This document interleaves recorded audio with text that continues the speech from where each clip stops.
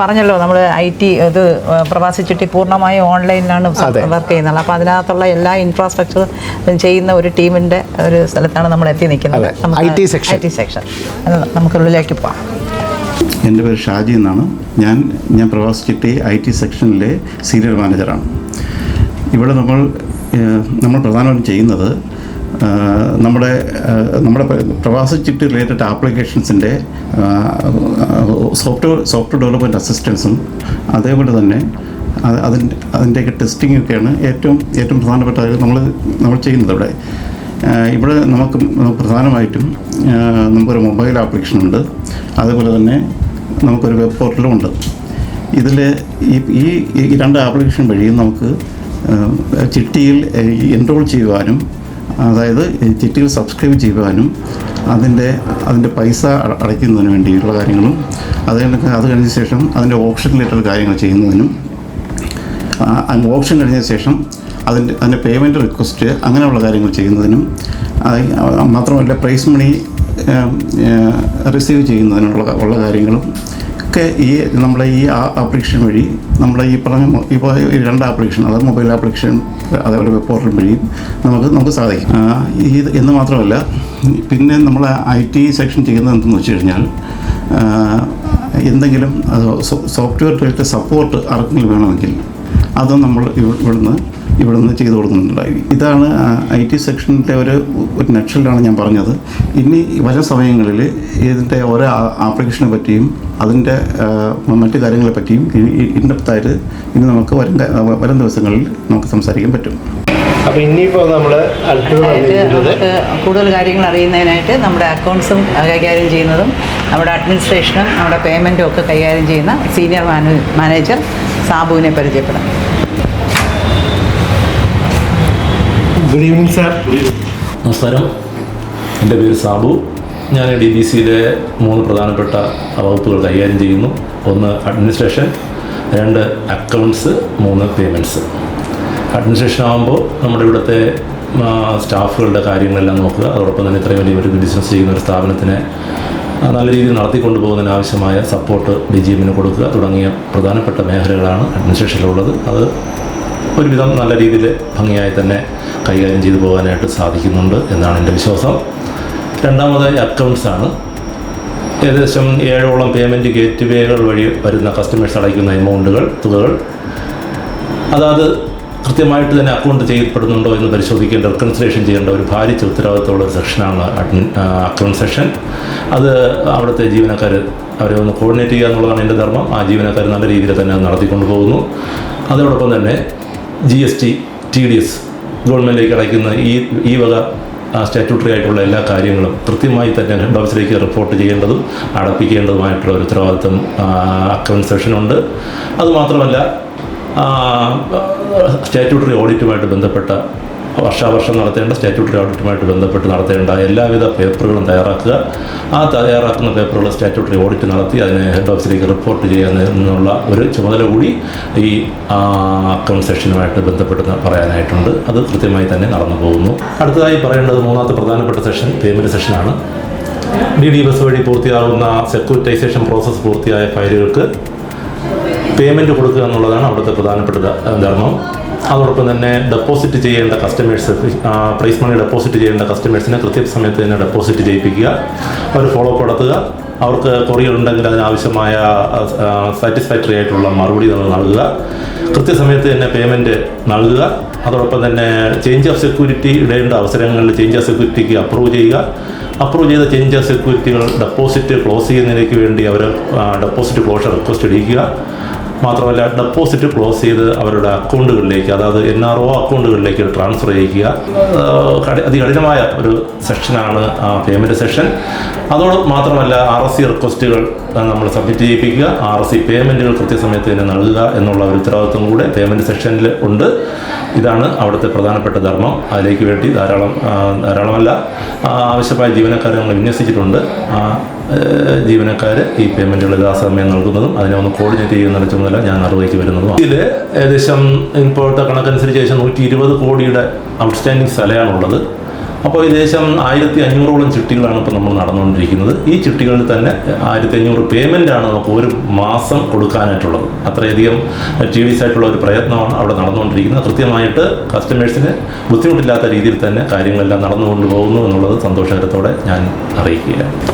പ്രവാസി.ksp.com എന്ന വെബ്സൈറ്റിലൂടെയും നമ്മുടെ പ്രവാസി ചിട്ടി മൊബൈൽ ആപ്പിലൂടെയും വരുന്ന പിന്നെ ഇന്ത്യക്ക് വെളിയിലുള്ള 122 രാജ്യങ്ങളിലുള്ള കസ്റ്റമേഴ്സിൻ്റെ മാൻഡേറ്ററി ഡോക്യുമെൻ്റ് അപ്ലോഡ് ചെയ്ത് വെരിഫൈ ചെയ്യുന്ന ഒരു പ്രോസസ്സാണ് KYC വെരിഫിക്കേഷൻ എന്ന് പറഞ്ഞാൽ. നമുക്ക് ഇപ്പോൾ നിലവിൽ 122 രാജ്യങ്ങളിൽ നിന്നും 28 സംസ്ഥാനങ്ങളിൽ നിന്നും 8 കേന്ദ്രഭരണ പ്രദേശങ്ങളിൽ നിന്നുമായിട്ട് 1,39,143 വരെ നമ്മൾ പ്രവാസി ചിട്ടി ചേരാൻ വേണ്ടി സജ്ജരാക്കിയിട്ടുണ്ട്. വളരെ സാറ്റിസ്ഫൈഡ് ആയിട്ടുള്ള കസ്റ്റമേഴ്സ് തന്നെയാണുള്ളത്. നമുക്ക് മാൻഡേറ്ററി ആയിട്ട് കുറച്ച് ഡോക്യുമെൻറ്റ്സ് വേണം. ആദ്യം വേണ്ടത് നമുക്ക് പാസ്പോർട്ടാണ്. പാസ്പോർട്ടിൻ്റെ ഫ്രണ്ട് പേജും പിന്നെ അഡ്രസ് പേജും ആണ് വേണ്ടത്. പിന്നെ ആ രാജ്യത്തിൻ്റെ വിസയോ അല്ലെങ്കിൽ റെസിഡൻസ് ഐ ഡിയോ either visa or resident I D വേണം. പിന്നെ NRK കേസിലാണെങ്കിൽ, അതായത് പിന്നെ ഇന്ത്യക്കകത്ത് തന്നെയുള്ള കേരളത്തിന് വെളിയിലുള്ള ആളുകളുടെ കേസിലാണെങ്കിൽ ആധാർ ഓർ വോട്ടർ ഐ ഡിയാണ് ആധാരാക്കി എടുക്കുന്നത് നമ്മൾ. പിന്നെ ആ സംസ്ഥാനത്ത് ജോലി ചെയ്യുന്നതോ താമസിക്കുന്നതായിട്ടുള്ള ഏതെങ്കിലും ഒരു രേഖയും കൂടെ ഉണ്ടെങ്കിൽ നമുക്ക് KYC കംപ്ലീറ്റ് ചെയ്യാൻ പറ്റും. KYC വെരിഫിക്കേഷൻ പറഞ്ഞല്ലോ. വെരിഫിക്കേഷൻ പ്രോസസ്സ് കഴിഞ്ഞ ശേഷം നമുക്ക് അപ്രൂവൽ കിട്ടിക്കഴിഞ്ഞ് നമുക്കിനി അനുയോജ്യമായ ചിട്ടികൾ തിരഞ്ഞെടുക്കാം. ചിട്ടികൾ തിരഞ്ഞെടുത്ത് കഴിഞ്ഞിട്ടുള്ള അതിന് ശേഷമുള്ള ഒരു പ്രധാനപ്പെട്ട ഒരു സെക്ഷനാണ് ഓപ്ഷൻ. ആ ഓപ്ഷൻ്റെ വിശദാംശങ്ങൾ നമ്മുടെ മാനേജർ ശ്രീ പ്രവീൺ വ്യക്തമാക്കി. പ്രവാസി ചിട്ടിയുടെ കോറായിട്ടുള്ള ഒരു സംഭവമാണ് ഓപ്ഷൻ. അതായത് പ്രവാസി ചിട്ടിയുടെ ഓപ്ഷൻ ഫുള്ള് ഓൺലൈനാണ്. നാട്ടിലുള്ള ചിട്ടിയിൽ നമ്മൾ ബ്രാഞ്ചിൽ പോയി ഓപ്ഷൻ വിളിക്കുന്നതിന് പകരം ഇവിടെ നമുക്ക് മൊബൈൽ ആപ്പിലോ അല്ലെങ്കിൽ വെബ്സൈറ്റ് വഴിയോ നമുക്ക് ലോകത്തിൻ്റെ ഏത് ഭാഗത്തിരുന്നും ഓപ്ഷനിൽ പങ്കെടുക്കാൻ പറ്റും. അപ്പോൾ ഓപ്ഷനിൽ പങ്കെടുക്കാൻ വേണ്ടിയിട്ട് നമ്മൾ ചിട്ടി രജിസ്റ്റർ ചെയ്ത് കഴിഞ്ഞാൽ ഓപ്ഷൻ്റെ ടൈം അറിയിക്കുന്നുണ്ടാവും. അത് ഇപ്പോഴത്തെ രീതി അനുസരിച്ചിട്ട് വൈകുന്നേരം ഇന്ത്യൻ ടൈം ഒരു 3:30 മുതൽ 6 മണി വരെയുള്ളത് ഒരു ഫസ്റ്റ് സ്ലോട്ടായിട്ടും പിന്നെ വൈകുന്നേരം 7 മണി മുതൽ രാത്രി 11:45 വരെയുള്ളത് ഒരു സെക്കൻഡ് സ്ലോട്ടായിട്ടും 2 സ്ലോട്ടായിട്ടാണ് ഓപ്ഷൻ നടക്കുന്നത്. പക്ഷേ ഓപ്ഷൻ്റെ സമയം എന്നുള്ളത് നമ്മൾ ചിട്ടി ചേരുന്ന സമയത്ത് തന്നെ പറയുന്നുണ്ടാവും. അപ്പോൾ എല്ലാ മാസവും 21-ാം തീയതി 3:30 മുതൽ 4 മണി വരെ എന്നുള്ള രീതിയിൽ പറഞ്ഞു കഴിഞ്ഞാൽ ആ രീതിയിലായിരിക്കും ഓപ്ഷൻ നടക്കുക. എല്ലാ മാസവും 21-ാം തീയതി ആകുമ്പോൾ 3:30-ക്ക് ഓപ്ഷൻ സ്റ്റാർട്ട് ചെയ്യും. അതിനൊരു 10 മിനിറ്റ് മുമ്പേ നമുക്ക് ഓപ്ഷൻ്റെ റൂമിലേക്ക് കയറാം. ഓപ്ഷൻ്റെ റൂമിലേക്ക് കയറി എല്ലാം റെഡി ആയിട്ടിരിക്കുമ്പോൾ 3:30 ആകുമ്പോൾ കറക്റ്റ് ഓപ്ഷൻ തുടങ്ങും. ഈ സാധനങ്ങളെല്ലാം ഓട്ടോമേറ്റഡ് ആണ്. അതായത് ഇവിടെ മനുഷ്യനായിട്ട് ഒന്നും ചെയ്യേണ്ട കാര്യങ്ങളില്ല. കറക്റ്റ് സിസ്റ്റം തന്നെ 3:20 ആകുമ്പോൾ എല്ലാവരെയും ഓപ്ഷൻ റൂമിലേക്ക് എൻട്രി ചെയ്യിക്കും. 3:30 ആകുമ്പോൾ ഓപ്ഷൻ സ്റ്റാർട്ടും ചെയ്യിക്കും. ഓപ്ഷൻ വിളിക്കുന്നത് പോലെയാണ്. ഓപ്ഷൻ്റെ മാക്സിമം ടൈം അരമണിക്കൂറാണ്. പക്ഷേ ചിലപ്പോൾ ആൾക്കാർ തമ്മിൽ പെട്ടെന്ന് വിളിച്ച് ഫൈനലൈസ് ആകുന്നുണ്ടെങ്കിൽ അതിനകത്ത് തന്നെ ഓപ്ഷൻ കംപ്ലീറ്റ് ആയി പോകുന്നതായിരിക്കും.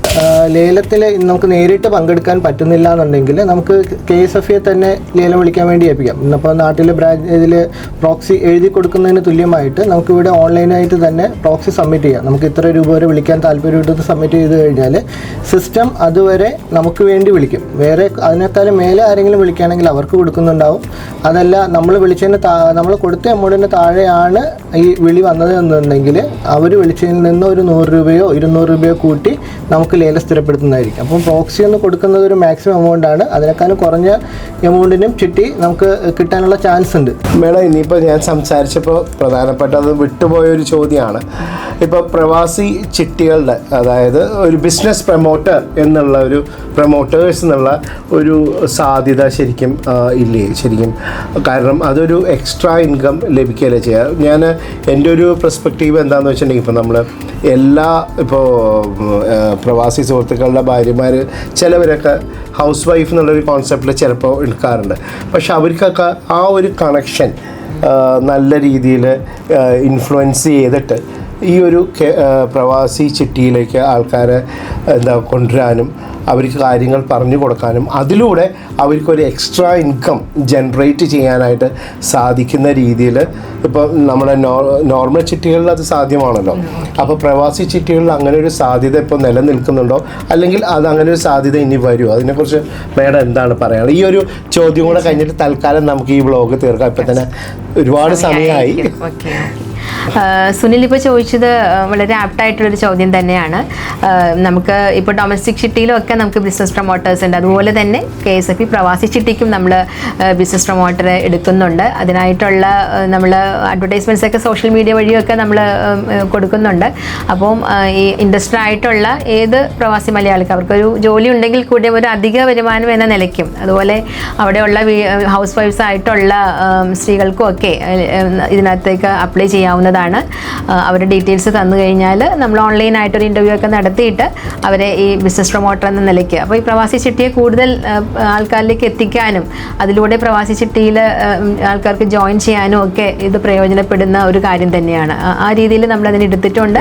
തീർച്ചയായിട്ടും അതിൻ്റെ ലിങ്ക് വേണമെങ്കിൽ ഈ വ്ളോഗിലൂടെ വേണമെങ്കിൽ കൊടുക്കാവുന്നതാണ് സുനിൽ. അപ്പോൾ അതിലൂടെ അവർക്ക് ഒരു ഗൂഗിൾ ഫോമിൽ ഡീറ്റെയിൽസ് ഒക്കെ ഒന്ന് ഫില്ല് ചെയ്ത് അയച്ചാൽ മതി. തീർച്ചയായിട്ടും. അപ്പോൾ മാഡം പറഞ്ഞ പോലെ തീർച്ചയായിട്ടും ഞാൻ ആ സ്ക്രീനിലും ഡിസ്ക്രിപ്ഷൻ ബോക്സിലും ലിങ്ക് ഞാൻ അറ്റാച്ച് ചെയ്യുന്നുണ്ട്. തീർച്ചയായിട്ടും ഇതൊരു വളരെ എന്താ പറയുക ചാലഞ്ചിങ് ആയിട്ട്, അല്ലെങ്കിൽ ഒരു ശരിക്കും എന്നെയൊക്കെ വെച്ച് നോക്കുമ്പോൾ എൻ്റെ ഒരു കരിയർ 13 വർഷമായി ഞാൻ ഇൻ്റർമീഡിയറി ആയിട്ട് KSFEയിലുണ്ട്. ഇപ്പം ഞാൻ പ്രവാസി ചിട്ടിയുടെ ഏജൻറ്റും കൂടെ ഇപ്പോൾ മാഡം എനിക്കത് നൽകുകയുണ്ടായി. കാരണം ഇതൊരു ജോലി എന്നുള്ള രൂപത്തിലല്ല, ഒരു പാഷനേറ്റായിട്ട് നമുക്ക് ഒരു സർവീസാണ് ആക്ച്വലി. കാരണം ഒരു ഫിനാൻഷ്യൽ നീഡ് ആവശ്യമുള്ളവരെ നമ്മൾ സപ്പോർട്ട് ചെയ്യണം, അല്ലെങ്കിൽ ഹെൽപ്പ് ചെയ്യാണ് ശരിക്കും. അതൊരു സോഷ്യൽ കമ്മിറ്റ്മെൻ്റ് ആയിട്ടാണ് ഞാൻ കാണുന്നത്. ഒരുപാട് എനിക്ക് വ്യക്തിപരമായിട്ടുള്ള അനുഭവങ്ങൾ ഉണ്ടായിട്ടുണ്ട്. അപ്പോൾ ഇതൊരു ഓപ്പർച്യൂണിറ്റിയും കൂടെയാണ്. സുജാത മാഡം പറഞ്ഞ പോലെ ഞാൻ ലിങ്ക് താഴ്ത്തി കൊടുക്കണ്ടേ. മാഡം ഞാൻ കഴിഞ്ഞ കുറേ നേരമായിട്ട് രേവതി മാഡം ഓരോരോ സെക്ഷനിൽ എന്നെ കൊണ്ടുപോയി പരിചയപ്പെടുത്തി. പക്ഷേ ഇത് സത്യം പറഞ്ഞാൽ ഒരു ബ്രാഞ്ചിൽ ഞാൻ 13 കൊല്ലമായിട്ട് ഇൻ്റർമീഡിയറ്റ് ആയിട്ട് വർക്ക് ചെയ്യുകയാണ്. പക്ഷെ ഒരു എൻറ്റയർലി ഡിഫറെൻ്റ് ആയിട്ടാണ്. ഇപ്പോൾ സാബു സാറൊക്കെ പറഞ്ഞത് കേട്ട സമയത്ത് ശരിക്കും പറഞ്ഞാൽ കിളി പോയി എന്ന് പറയാം. കാരണം വലിയൊരു രീതിയിലുള്ള ബിസിനസ്സും കൂടാതെ 24/7 ഇത്രയും സപ്പോർട്ട് കൊടുക്കുന്ന എഫിഷ്യൻ്റ് ആയിട്ടുള്ള ഒരു സ്റ്റാഫ്സും തീർച്ചയായിട്ടും KSFE പ്രവാസി ചിട്ടിയുടെ പുറകിലുണ്ട്. അത് വലിയൊരു കാര്യം തന്നെയാണ് ചെയ്യുന്നത്. എന്നെ സംബന്ധിച്ച് ഞാൻ അത്രയും KSFEയുടെ തൊട്ടടുത്ത് നിൽക്കുന്നതുകൊണ്ട് തന്നെ എനിക്കത് മനസ്സിലാവും. കാരണം ഇത്രയധികം ചിട്ടികളും ഇത്രയധികം പേയ്മെൻറ്റ്സും ഒരു ദിവസം നടക്കണു എന്ന് പറയുമ്പോൾ തന്നെ വലിയ ഒരു കാര്യമാണ്. ഇപ്പോൾ സമയം നമ്മളിപ്പോൾ സംസാരിക്കുമ്പോൾ 6:45 ശരിക്കും പറഞ്ഞാൽ ഞാൻ രാവിലെ വന്നതാണ്. ഇപ്പോഴും ഇവിടുന്ന് പകുതി ആൾക്കാർ പോലും പോയിട്ടില്ല. കാരണം അത്രയും ഇൻവോൾവ്മെൻറ്റിലാണ് ഓരോ ആൾക്കാരും അതിൻ്റേതായ ഉത്തരവാദിത്തം നിർവഹിക്കുന്നത്. അതുകൊണ്ട് ഞാൻ വളരെയധികം സന്തോഷമുണ്ട് ഇതൊക്കെ നേരിട്ട് കാണാൻ, അത് മനസ്സിലാക്കാനും പറഞ്ഞു തരാനും കാണിച്ച ക്ഷമയും കാര്യങ്ങളൊക്കെ വളരെയധികം താങ്ക് യു. അതുകൂടാതെ മാഡം ഇതിലിപ്പോൾ വന്നപ്പോഴാണ് എനിക്ക് മനസ്സിലായത് ഇതൊരു കടൽ പോലെയുള്ള ഒരു സംഭവമാണ്. ഇനിയും ഒരുപാട് കാര്യങ്ങൾ ഇൻഡെപ്തായിട്ട് അറിയാനുണ്ട്. അപ്പോൾ ഒരു ചെയിൻ ഓഫ് ഒരു എന്താ പറയുക വ്ളോഗ്സ് അല്ലെങ്കിൽ വീഡിയോസ് വന്നാൽ അത് മറ്റുള്ളവർക്ക് റീച്ച് ആവാനും പല സംശയങ്ങൾ, ഇപ്പോൾ ഈ ഒരു വീഡിയോ കാണുമ്പോൾ ഒരുപാട് പേർക്ക് പല സംശയങ്ങളും നമ്മളോട് ചോദിക്കാനുണ്ടാവും. തീർച്ചയായിട്ടും ഇതൊരു വലിയൊരു കാൽവയ്പ് തന്നെയാണ്. കാരണം ഇത്രയും കാലം ചോദിച്ചുകൊണ്ടിരുന്ന ഒരു കാര്യമാണ്. മേഡം അത് എനിക്കൊരു അനുവാദം തരികയും ഇത്രയും സമയം ഇവിടെയുള്ള എല്ലാ ഓഫീസേഴ്സും എനിക്ക് വേണ്ട ഹെൽപ്പ് നമുക്ക് ജനങ്ങളിലേക്ക് അത് എത്തിക്കാൻ കാണിച്ച ഒരു 100% ആയിട്ടുള്ള ഒരു എഫേർട്ടിന് താങ്ക് യു സോ മച്ച്. അപ്പോൾ ഇപ്പോൾ തൽക്കാലം മാഡത്തിന് എന്താണ് ലാസ്റ്റ് ഈ ഒരു സീരീസ് ഓഫ് വീഡിയോസിൽ മാഡത്തിന് എന്താണ് നമുക്ക് പറയാനുള്ളത് എല്ലാവരോടും? തീർച്ചയായിട്ടും ഞങ്ങൾ അങ്ങോട്ടും താങ്ക് യു പറയുകയാണ് സുനിലിന്, ഇങ്ങനെ നല്ല രീതിയിലൊരു വാക്ക് ത്രൂ നമുക്ക് വേണ്ടി ചെയ്തു തന്നതിൽ. കാരണം വളരെയധികം പ്രവാസി മലയാളി, പ്രത്യേകിച്ച് പ്രവാസി ചിട്ടി ഇടപാടുകാർക്കൊക്കെ സംശയമുള്ള ഒരു കാര്യം തന്നെയായിരുന്നു, ഇങ്ങനൊരു ഓഫീസ് ഇവിടെ ഉണ്ടോ. അപ്പോൾ നമുക്ക് വളരെ നല്ല രീതിയിൽ കാര്യക്ഷമമായിട്ട് പ്രവർത്തിക്കുന്ന ഒരു ടീം തന്നെയുണ്ട് ഇവിടെ ഞങ്ങൾക്ക്. ഈ KSFE ഡിജിറ്റൽ ബിസിനസ് സെൻ്റർ എന്ന് പറയുന്ന ഈ ഓഫീസിന് പിന്നിൽ പ്രവർത്തിക്കുന്നവർ. അപ്പോൾ ആ രീതിയിൽ നല്ല രീതിയിൽ നമ്മൾ സപ്പോർട്ട് അങ്ങോട്ട് കൊടുക്കുന്നത് കൊണ്ട് കൂടിയാണ് ഈ പ്രവാസി ചിട്ടിയിലേക്ക് ഈ ഇടപാടുകാർ എത്തുന്നതും കൂടുതൽ ചിട്ടിയിൽ അവർ ചേർന്നുകൊണ്ടിരിക്കുന്നതും ഒക്കെ. അപ്പോൾ ആ രീതിയിൽ നോക്കുമ്പോൾ ഞങ്ങൾ വളരെ സന്തോഷമുണ്ട്. കൂടാതെ ഞങ്ങളുടെ ഈ CRM അല്ലെങ്കിൽ കോൾ സെൻറ്റർ പ്രവർത്തനം നല്ല രീതിയിൽ ആണ് കൊടുക്കുന്നതെന്നുള്ള ധാരാളം കമൻസും ഒക്കെ നമുക്ക് കിട്ടുന്നുണ്ട്. അതൊക്കെ കേൾക്കുമ്പോൾ നമുക്ക് വളരെ സന്തോഷമാണ്. അപ്പോൾ നമ്മൾ കൂടുതൽ അർപ്പണബോധത്തോടെ നമുക്ക് മുന്നോട്ട് ഇനിയും സർവീസ് കൊടുക്കാനും ഒക്കെ ഞങ്ങൾക്ക് കഴിയുമെന്ന് തന്നെ ഞങ്ങൾ പറയുകയാണ്. എല്ലാ രീതിയിലുള്ള സപ്പോർട്ട്സും പ്രവാസി മലയാളികൾക്ക് വേണ്ടിയിട്ട് 24 മണിക്കൂറും ഞങ്ങൾ സജ്ജമായിട്ട് തന്നെ ഇവിടെ ഉണ്ടാകും. അപ്പം എപ്പോഴും ഒരു സുരക്ഷിതമായ സമ്പാദ്യ പദ്ധതി എന്ന നിലയ്ക്ക് ഏതൊരു പ്രവാസി മലയാളിയിലേക്കും ഈ പ്രവാസി ചിട്ടിയിലേക്ക് എപ്പോൾ വേണമെങ്കിലും കടന്നു വരാം. അവർക്ക് നല്ലൊരു സമ്പാദ്യം ഇതിലൂടെ ഉണ്ടാക്കാനും ഒക്കെ ഉപകരിക്കുമെന്ന് തന്നെയാണ് എനിക്ക് പറയാനുള്ളത്. ഇനിയും നമുക്ക് ഈ പ്രവാസി ചിട്ടിയെക്കുറിച്ചിട്ടുള്ള മറ്റു വ്ളോഗ്സൊക്കെ ഈ പ്രവാസി മലയാളികൾക്ക് ഉപകാരപ്പെടുന്ന രീതിയിൽ എത്തിക്കാൻ, അതുപോലെ തന്നെ ആഗോളതലത്തിൽ എല്ലാ രാജ്യങ്ങളിലും ഈ പ്രവാസി ചിട്ടിയുടെ പ്രചാരണം കൂടുതൽ നല്ല രീതിയിൽ പ്രവാസി മലയാളിയിലേക്ക് എത്തിക്കാനും, അതുപോലെ പ്രവാസി മലയാളിയെ പ്രവാസി ചിട്ടിയിലേക്ക് കൂടുതൽ അടുപ്പിക്കുവാനും ഒക്കെ ഈ നമുക്ക് കഴിയുമെന്ന് തന്നെയാണ് ഞാൻ കരുതുന്നത്. അതുകൊണ്ട് ഇനിയും നമുക്ക് കൂടുതൽ വ്ളോഗ്സുമായിട്ട് അസോസിയേറ്റ് ചെയ്യാൻ കഴിയണമെന്ന് തന്നെയാണ് എൻ്റെ ആഗ്രഹം. തീർച്ചയായിട്ടും അത് നല്ല രീതിയിൽ മുന്നോട്ട് കൊണ്ടുപോകാൻ സുനിൽ എടുക്കുമെന്ന് തന്നെ ഞാൻ കരുതുന്നു. Thanks a lot. അപ്പോൾ തൽക്കാലം നമ്മൾ ഈ ഒരു സീരീസ് ഓഫ് വ്ളോഗ്സ് ഇവിടെ കൺക്ലൂഡ് ചെയ്യാണ്. പക്ഷേ തീർച്ചയായിട്ടും ഇതിൻ്റെ ഫെർദർ ആയിട്ട് ഡീറ്റെയിൽ ആയിട്ടുള്ള വ്ളോഗ്സ് തീർച്ചയായിട്ടും വരുന്നതാണ്. അപ്പോൾ ഇത്രയും നേരം വീഡിയോ കണ്ടിരുന്ന എല്ലാവർക്കും വളരെയധികം താങ്ക് യു. അപ്പോൾ സുജാത മാഡത്തിനോടും വളരെയധികം നന്ദി. എൻറ്റയർ ബിസിനസ് ഡിജിറ്റൽ സെൻറ്ററിനോടും എൻ്റെ വളരെയധികം നന്ദി. Thank you so much. Thank you.